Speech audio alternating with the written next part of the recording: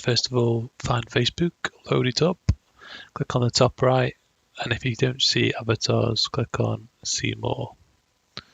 Once you're there, click on avatars, and now you can select your avatar.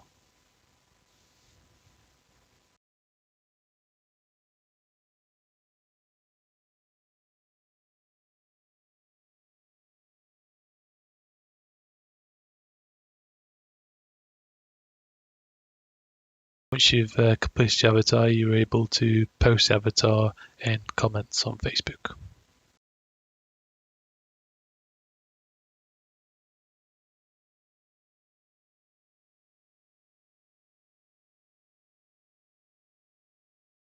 These are all the stickers that you can use on Facebook. Here is an example of me using an avatar on a Facebook comment. Well, I hope you enjoyed the video. If you did, please hit a like and a subscribe, and I'll see you in the next one.